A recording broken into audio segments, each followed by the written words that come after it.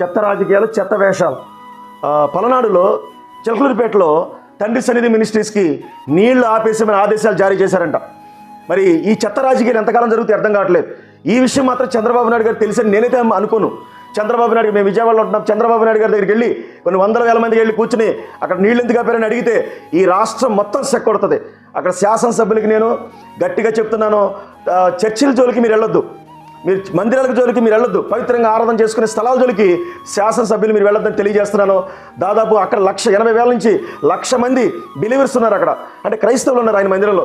ఎంతమంది మీరు ఆరాధన నేను ఆపేస్తున్నారు తెలుసా? మీరు ఆ వాటర్ ఆపేయడం వల్ల ఎంత తప్పు చేస్తున్నారు తెలుసా? ఈ సమ్మర్లో, ఈ వేసవకాలంలో ఎద్దడి ఉంటుంది మన పల్లెటూరు భాష ప్రకారంగా. ఎద్దడంటే మరి రోజుకి మనం 10 లీటర్లు దాకా 6-7 లీటర్ల పైన తాగుతాం, ఇంకా ఎక్కువ తాగుతాం. ఎందుకు తాగుతామంటే మన దాహం తీరాలనే ఉద్దేశంతో. మరి ఇలాంటి వేసవకాలంలో నీళ్ళు ఆపాలన్న ఆలోచన ఎంత కుసంస్కారంగా చేస్తున్నారో తెలుసా? ఇది లోకల్ రాజకీయం తప్ప రాష్ట్ర రాజకీయం మాత్రం కాదు, జాతీయ రాజకీయం కాదు. ఇది లోకేష్ గారికి, చంద్రబాబు నాయుడు గారు వాళ్ళు ఇలాంటి వాటిని సహించరు వాళ్ళు. మరి మళ్ళీ నేనేం కోరుకున్నానంటే అక్కడ అధికారులను నేను గౌరవంగా హెచ్చరిస్తున్నాను, మీరు అక్కడ వాటర్ పంపించండి. క్రైస్తవులందరూ, పేదవాళ్ళందరూ అక్కడ, ఆ పేదవాళ్ళందరికీ మంచినీళ్ళు ఇవ్వడానికి మీరు కనుక ఆపితే కనుక ఇది ఎంతో శాపము, పాపం అని తెలియజేస్తున్నాను. నేనేమంటానంటే కొంతమంది అధికారులు ఆయన దగ్గరికి వెళ్తున్నారు, శాలెం రాజు గారి దగ్గరికి. ఎందుకు వెళ్తున్నారు? దానికి పర్మిషన్ ఉందా, దీనికి పర్మిషన్ ఉందా, దానికి పర్మిషన్ ఉందా అని చెప్తున్నారంట. దానికి పర్మిషన్ ఉందా, దీనికి పర్మిషన్ ఉందా అని చెప్తున్నారంట. కాబట్టి ఎందుకు అలా చేస్తున్నారో నాకైతే అర్థం కావట్లేదు. ఎందుకంటే మరి పర్మిషన్స్ కోడి పందాలకి లేకపోతే పేకట క్లబ్బులకి వీటికి మాత్రం పర్మిషన్ ఇస్తారా? దేనికి పర్మిషన్ కావాలి మీకు? దేనికి పర్మిషన్ కావాలి? అసాంఘిక కార్యక్రమాలు జరిగితే పర్మిషన్ కావాలి, లేకపోతే ఘోరమైన మరి అశ్లీలత డ్యాన్స్లు వేయడానికి దానికి పర్మిషన్ కావాలి. చిలకలూరిపేటలో మీకు తెలుసు కదా, అనేకమైన జాతరలు జరుగుతున్నప్పుడు మరి అక్కడ పర్మిషన్లు ఉన్నాయా? అక్కడ బట్టలు తీసుకు చిందులేస్తున్నారు, అక్కడ ప్రజలందరూ తాగి చిందులేస్తున్నారు. హైందవులు మేము గౌరవిస్తున్నాం, ఎందుకంటే మరి ఈ ప్రజలు మన పిల్లలు పాడైపోతున్నారు. జాతరలకు వెళ్ళి మన పిల్లలు మరి పాడైపోతున్నారు, వేషాలు వేసుకుంటూ తాగుతూ చిందులేస్తూ. ఈ కల్చర్ అనేది మనం మార్పు చెందాలి. హైందవులు కూడా వారి దేవతారాధన, దేవుళ్ళని ఆరాధించుకునే క్రమాన్ని గౌరవంగా చేసుకోమని నేను సలహా ఇస్తున్నాను. కాబట్టి చిలకలూరిపేటలో శాలెం రాజు గారి మందిరంలో పేదవాళ్ళు 80,000 మంది దగ్గర నుంచి 1,00,000 మంది ఉన్నారు. అక్కడ వాటర్ ఆపడానికి వీల్లేదని నేను మిమ్మల్ని తెలియజేస్తున్నాను. మరి కృష్ణమనాయుడు నాకు చాలా ఫోన్లు వచ్చినాయి, ఉదయాన్నే చాలా ఫోన్లు వచ్చినాయి. ఏమండి శాలెం రాజు గారి చర్చికి నీళ్ళు ఆగిపోయారంట అని నేను అంత బాధపడ్డాను. అరే నా చర్చికని కాదు, ఏ హిందూ టెంపుల్ కూడా నీళ్ళు ఆపకూడదు, ఏ మసీదు కూడా నీళ్ళు ఆపకూడదు. ఎందుకు ఆపకూడదు తెలుసా? అక్కడ ప్రజలందరూ దాహంతో ఉంటారు. ఈ వేసవకాలంలో ఆ పని చేశారని తెలియగానే మాకు చాలా బాధ వేసింది. రేపటిలోగా అక్కడ గనక మరి చిలకలూరిపేటలో శాలెం రాజు గారి చర్చికి గనక నీళ్లు గనక వెళ్ళలేదని గనక తెలిస్తే మేము వెళ్ళి చంద్రబాబు నాయుడు గారి దగ్గర కూర్చుంటాం. గుర్తుపెట్టుకోండి, 100 మంది వెళ్ళి ఇక్కడ కూర్చుంటాం. చంద్రబాబు నాయుడు గారికి ఆయన గట్టిగా మేము అడుగుతాం. చంద్రబాబు నాయుడు గారి దగ్గర నుంచి ఖచ్చితంగా అక్కడ శాసనసభ్యులకి అక్షింతలు పడేటట్టుగా జరుగుద్ది. తర్వాత నెక్స్ట్ మ్యాండేట్ చిలకలూరిపేటలో టీడీపీ మ్యాండేట్ ఎవరికి రాదు. గుర్తుపెట్టుకోండి, చంద్రబాబు నాయుడు గారికి రాజకీయాలు చాలా బాగుంటాయి. ఇలాంటి కుహన రాజకీయాలు ఆయన చేస్తారు నేనైతే అనుకోను. లోకేష్ గారు కూడా మంచి డిగ్నిటీగా చేస్తారు, అలా నేనైతే అనుకోను. తర్వాత నేనేమంటానంటే ఈ పవన్ కళ్యాణ్ గారు వారు కూడా స్పందించాలండి అన్ని విషయాల్లో. అది ముస్లింలకి స్పందించాలి, హిందువులకి స్పందించాలి, అందరికీ స్పందించాలి. నేను మొన్న ఏమనుకున్నానంటే, మొన్న విశాఖపట్నంలో హిందూ టెంపుల్ దగ్గర గోడ కూలి చాలామంది చచ్చిపోయారు కదా. ఈ విషయంలో కనుక నేనేమనుకున్నానంటే, జగన్ గారు కనుక ఈ టర్మ్లో జగన్ గారు ముఖ్యమంత్రి అయితే మరి ఎంతగానో క్రైస్తవ ముఖ్యమంత్రి హిందూ దేవాలయాలకి అన్యాయం చేస్తారని ఓదరగొట్టేసేవాడు. మరి చంద్రబాబు నాయుడు గారు మరి ఆయన హిందూ ముఖ్యమంత్రి అయినప్పటికీ కూడా మరి ఇక్కడ ఇలా ఎందుకు జరుగుతున్నాయి?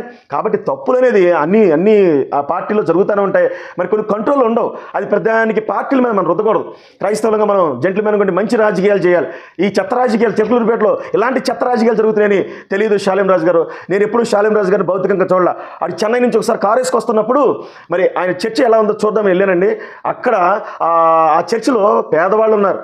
అక్కడ శాలెం రాజు గారు మీరు కలుస్తారా, కృష్ణమనాయుడు గారు పాస్టర్ గారని కొంతమంది అసిస్టెంట్ పాస్టర్లు అడిగితే లేదు ఆయన కలవాలండి, జస్ట్ చర్చి ఆర్కిటెక్ట్ చూద్దామని వచ్చాను అని చెప్పాను. అక్కడ ఎంతోమంది పేదవాళ్ళు వచ్చి ప్రార్థన చేసుకున్నారు. వచ్చిన వాళ్ళందరికీ భోజనాలు పెట్టి పంపిస్తున్నాడు ఆయన. మరి ఉచితంగా మరి భోజనాలు పెట్టి పంపిస్తున్నాడు. అదేంటి, అది ఎలాంటి పథకాలు కాదు, కేవలం యేసు ప్రభువు వారి ప్రేమతో ఆయన అట్లా భోజనాలు పెట్టి పంపిస్తున్నాడు. శాలెం రాజు గారు అంటే ఈ రాష్ట్రంలోనే కాక దేశంలోనే ఒక ఎక్కువగా గౌరవం ఉంది. ఆయన అద్భుతమైన దాన్ని ఏమంటారంటే పాటగాడు, అద్భుతమైన గాత్రం ఉంది. నేనేమనుకున్నానంటే ఒకసారి మనకు సినిమాల్లో పాటలు పాడతారు జేసుదాస్ అని, ఆ జేసుదాసు స్వరము ఈయన స్వరంలాగా ఉంది ఏంటి అనుకున్నాను.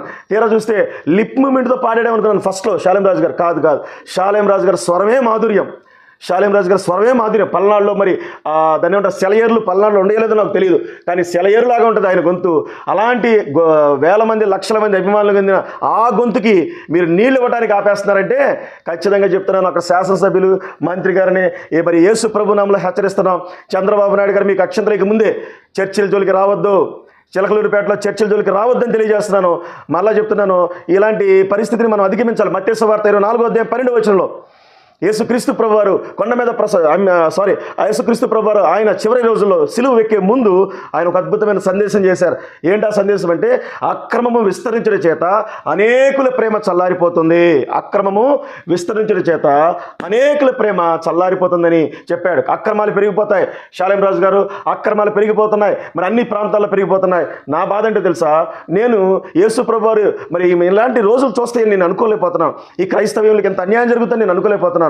దయచేసి మత్తయి సువార్త 24:12 ప్రకారంగా మరి అక్రమాలు పెరిగిపోయినా కూడా మనలో ప్రేమ చల్లారటానికి వీల్లేదు. మనం అందరినీ ప్రేమిస్తూనే ఉంటాం. యేసు ప్రభువారు ఆనాటి కాలంలో మీకు నీళ్ళు ఇవ్వడం కాదు, ఆనాటి కాలంలో రోమా గవర్నమెంట్ యేసు ప్రభువారిని 9 గంటలకు సిలువ భుజానేస్తే ఆయన కలవరి సిలువకి వెళ్ళేసరికి దాదాపు ఎన్నో గంటలు లాక్కుంటూ 9 గంటలకు ఆయన సిలువెక్కారు. సిలువెక్కిన తర్వాత 3 గంటల వరకు సిలువలో ఉన్నారు. దాదాపు అన్ని గంటల సేపు దాహం అడిగినా మరి రోమన్ గవర్నమెంట్ వాళ్ళు, అక్కడ ఉన్న అధికారులు మంచినీళ్ళు ఇవ్వలేదు. మంచినీళ్ళు. ఇది గుర్తు చేసుకుందాం షాలేం రాజు గారు మనం, లేకపోతే ఇది గుర్తు చేసుకుందాం క్రైస్తవ లోకం మనం. ఈ వీడియో క్రైస్తవులకు మాత్రమే, ఇంకా ఖచ్చితంగా చెప్పాలంటే నికార్సైన క్రైస్తవులకు మాత్రమే ఈ వీడియో.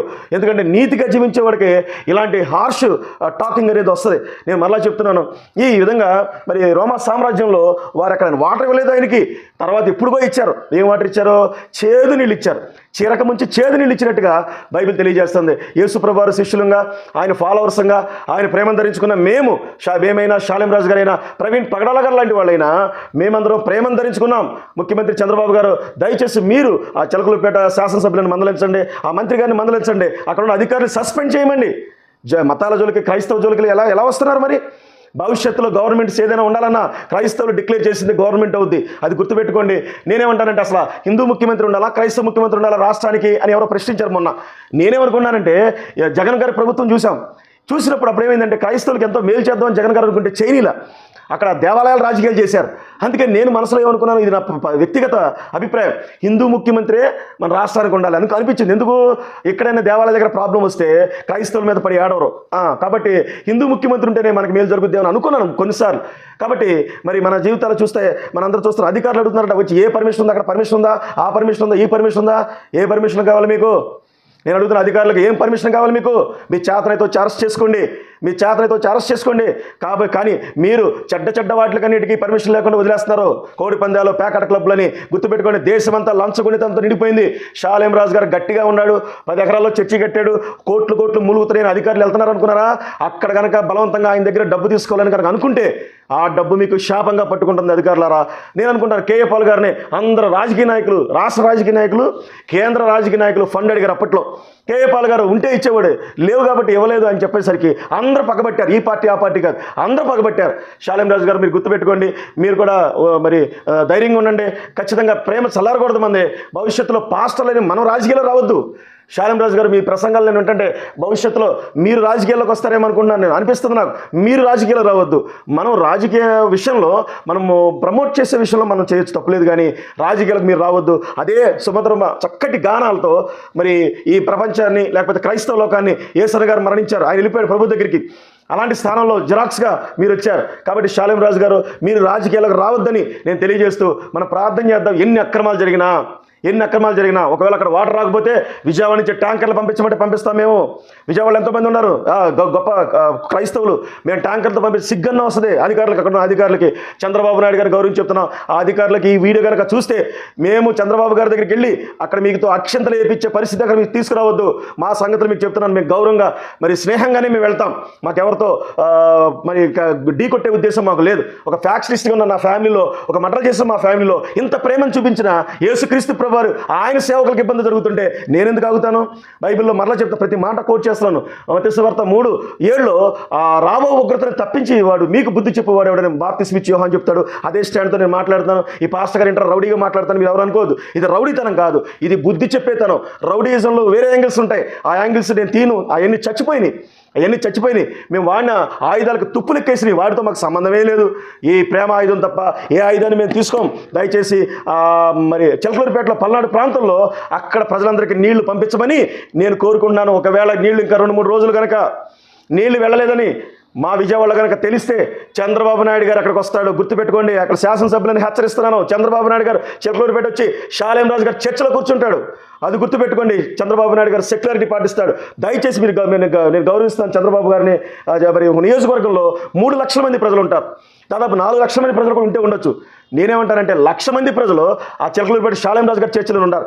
ఆయన కనుక యూటర్న్ తీసుకుంటే ఆయన ఎవరు నిర్ణయిస్తే వాళ్ళే అక్కడ ఎమ్మెల్యే. గుర్తుపెట్టుకోండి, ఆయన యూటర్న్ తీసుకుని ఎవరు నిర్ణయిస్తే ఆయన అక్కడ శాసిస్తారు రాజకీయాలని. కానీ షాలేం రాజు గారు మాత్రం మీరు రాజకీయాలకు రావద్దు. చక్కటి పాటలతో, చక్కటి ప్రసంగాలతో ప్రజలందరినీ మారు మనసు దిశగా నడవండి. ఒకవేళ మీరు ఎమ్మెల్యేగా పోటీ చేస్తే గెలవచ్చు, కానీ ఈ చెత్త రాజకీయాలు షాలేం రాజు గారు, ఇది చెత్త రాజకీయాలు, ఓట్లకి అమ్ముడుపోయే రకం. యేసు ప్రభువారు పార్టీ పెట్టినా వాడగొట్టే జనాలండి ఈ జనాలు. యేసుప్రభు పార్టీ పెట్టినా వాడగొట్టేస్తారు, అంబేద్కర్ గారు పార్టీ పెట్టినా వాడగొట్టేస్తారు. కాబట్టి మనం పిలువబడిన అభిషేకంతో ముందుకెళ్ళాలి తప్ప ఈ చెత్త రాజకీయాలు మనం చేయొద్దు. మనం గౌరవంగా ప్రార్థన చేద్దాం, మనం ప్రమోట్ చేద్దాం.